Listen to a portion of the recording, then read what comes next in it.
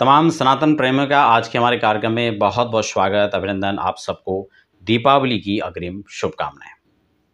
दीपावली सन्निकट है और बहुत सारे प्रश्न हमारे मन में उठते हैं। दीपावली में क्या करना चाहिए, क्या नहीं करना चाहिए, दीपावली हम कब मनाएंगे, शुभ मुहूर्त पूजा का क्या रहेगा, दीपावली में नई मूर्ति हम लोग लेकर के आते हैं तो कौन सी मूर्ति लानी चाहिए, किस धातु की लानी चाहिए, फिर हम पुरानी मूर्तियों का क्या करें और किस तरह की मूर्ति हमें लेकर के आनी चाहिए, कैसी पूजा करनी चाहिए। बहुत सारे प्रश्न मन में होते हैं। हो सकता है इनमें से कुछ प्रश्न आपके भी हों। अगर आपका ये प्रश्न है तो आपके लिए कार्यक्रम खास हो सकता है। आगे बढ़ें इससे पहले एक निवेदन भी रहेगा। अगर आप पहली बार हमारे चैनल की सर्विस को ले रहे हैं, पहली बार विजिट कर रहे हैं चैनल पर, तो चैनल को सब्सक्राइब करके बेल आइकन जरूर प्रेस कर लीजिए। बढ़ते हैं आगे कार्यक्रम की ओर। सबसे पहला प्रश्न, दीपावली में क्या करना चाहिए और क्या नहीं करना चाहिए। दूसरा प्रश्न, दीपावली मुहूर्त कब रहेगा, दीपावली किस दिन मनाएंगे। तो इस बार दीपावली को लेकर भ्रम की स्थिति बनी हुई है। मैं पिछले कार्यक्रम में क्लियर कर चुका हूं कब आपको धनतेरस मनाना है, कब चतुर्दशी रहेगी, कब अमावस रहेगा, कितने बजे से कितने बजे तक क्या स्थितियां बनी रहेंगी, लक्ष्मी पूजन का मुहूर्त क्या रहेगा।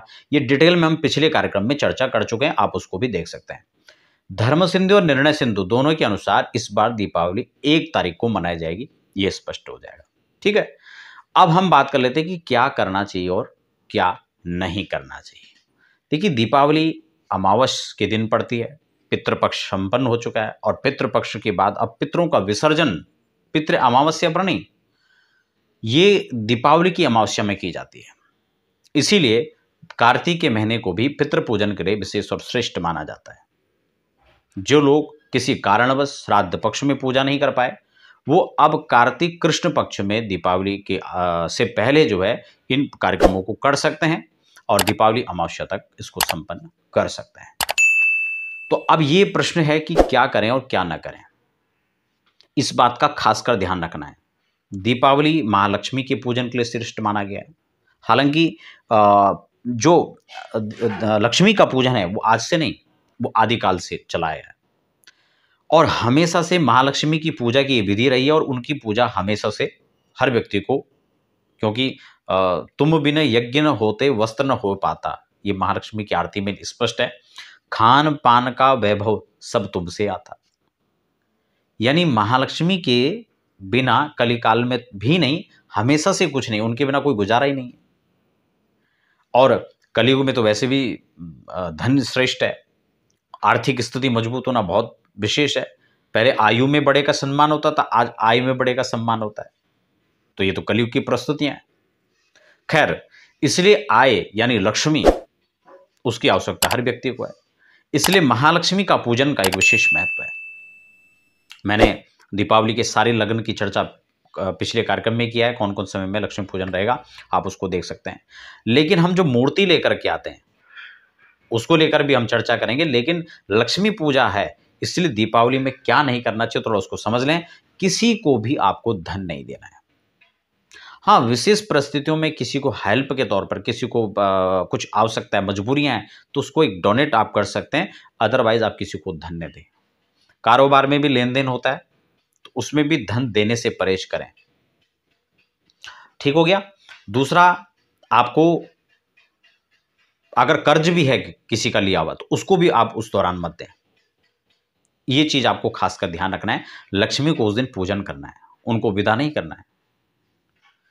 और किसी से कर्ज ना तो लें और ना दें, हो सके तो ऐसा प्रयास करें। दूसरा, किसी भी अनैतिक कार्य से आप बचें, वैसे हमेशा बचना चाहिए। और अभक्ष्य का भोजन, अभक्ष्य का भक्षण आप ना करें। किसी भी ऐसे पदार्थ का जो तामसी है, जिसको नहीं प्रयोग करना चाहिए, उनका आप जो है उनसे परहेज करें। हो सके तो बाहर खाने से बचें, क्योंकि आजकल का तो वातावरण ही आप सब देख रहे हैं। लोग स्पेशल आपको दूषित करना चाहते हैं। उनकी मानसिकता तो दूषित है ही, लेकिन वो आपको भी थूक कर खिलाना चाहते हैं। तो ये सारी बातें, खैर इस पर ज़्यादा चर्चा नहीं करेंगे। तो कुल मिलाकर खान पान का भी सात्विकता आपको रखना है। मूर्तियां हम लोग लेकर के आ रहे हैं, मूर्ति में लक्ष्मी मूर्ति लेके आते हैं, गणेश जी की मूर्ति लेके आते हैं। तो कौन सी मूर्ति लानी है, किस चीज़ की लेकर के आनी है, थोड़ा इसको भी समझ लेते हैं। सबसे श्रेष्ठ हमारे यहाँ धातु की मूर्ति, मिट्टी की, पाषाण की, लकड़ी की, ये तमाम जो विग्रह है भगवान का, उनका हमारे यहाँ शास्त्रों में वर्णन मिलता है और इसलिए मूर्तियां इन सब चीज़ से बनाई जाती हैं। जैसे अभी गणेश जी का पर्व गया तो गणेश जी की मूर्ति श्वेतार्क की श्रेष्ठ मानी गई है, और लेकिन आजकल तो फाइबर की मूर्ति आती है गणेश जी की, और लोग सब ले लेके बड़ी बड़ी मूर्तियां लाती हैं, फिर विसर्जन करके भगवान का अपमान हो रहा है। खैर उस पर तो मैं अपनी बात पहले समय समय पर रखता आया हूँ, कैसे ये सब करना चाहिए, मनाना चाहिए जो शास्त्र विधि है, लेकिन आजकल लोग उस पर ध्यान नहीं दे रहे। ठीक इसी प्रकार से अब दुर्गा पूजन में हुआ और अब फिर दीपावली में होगा। लोग समझ नहीं पा रहे हमें कौन सी मूर्ति लानी है। इसलिए कम से कम हमारा जो अध्यात्म ज्योतिष का परिवार है वो इस बात को समझें और लोगों को भी समझाने का प्रयास करें, चाहे वीडियो उनको शेयर करें जो नहीं आपकी बात समझ रहे हैं, ताकि वो इस बात को समझ सकें मूर्ति कौन सी लानी है। लकड़ी की भी है, पत्थर की भी है, धातु की भी है, मिट्टी की भी है। जब एक अवस्थाएं होती थी, एक व्यवस्थाएं नहीं होती थी, एक समय होता था, तो लोग मिट्टी की मूर्ति बनाते थे, उनका पूजन करते थे भाव से और फिर विसर्जन कर देते थे। लेकिन अभी लोगों के पास खूब पैसा है, अभी लोग सोने चांदी की मूर्ति बनाते हैं, और वैसे भी स्वर्ण मूर्ति तो हमारे यहाँ श्रेष्ठ है, और स्वर्ण भगवान का स्वरूप है, भगवान का अपना, भगवान ने धातु नाम अस्मि कांचना कहा है, का मैं धातु में स्वर्ण हूँ। लेकिन हर व्यक्ति स्वर्ण अफोर्ड नहीं कर पाएगा तो चांदी का बना सकते हैं, चांदी भी अफोर्ड नहीं कर पा रहे हैं तो अष्ट धातु का बना सकते हैं। तो इन चीज़ों का हम मूर्तियां बना सकते हैं, खासकर लक्ष्मी और गणेश जी की। जहाँ लक्ष्मी जी की बात आती है वहाँ आप श्रीयंत्र भी खरीदते हैं, अलग अलग श्रीयंत्रों को बनाते हैं, उसमें भी आप स्वर्ण चांदी धातु अष्ट धातु उनका बना सकते हैं। आजकल मार्केट में वो प्लेटेड वाले भी चलते हैं जो सोने के दिखते हैं लेकिन होते नहीं है, ऊपर से प्लेट चढ़ी होती है फिर बाद में उतर जाता है, फिर आप उसको लगता है कि बेकार हो गया, फिर आप उसको भी विसर्जन कर देते हैं। तो गणेश और लक्ष्मी के परिप्रेक्ष्य में अगर देखा जाए तो इनको विसर्जन ना करें।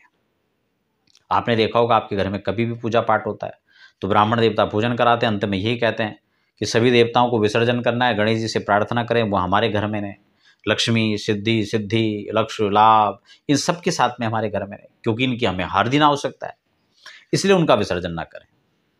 तो इसलिए इस चीज़ का ध्यान रखें। जहाँ स्फटिक श्रीयंत्र की हम बात करते हैं श्रीयंत्रों में, तो ये इसको यंत्रराज कहा गया है, यंत्रों में श्रीयंत्र को यंत्रराज कहा गया है, और उसमें भी स्फटिक श्रीयंत्र, और स्फटिक भी आप देख लीजिए इस प्रकार के स्फटिक को खरीदें, एक वो ब्राजील ग्लास आता है, क्रिस्टल आता है, उसको ना खरीदें, तो स्फटिक को आप खरीदें।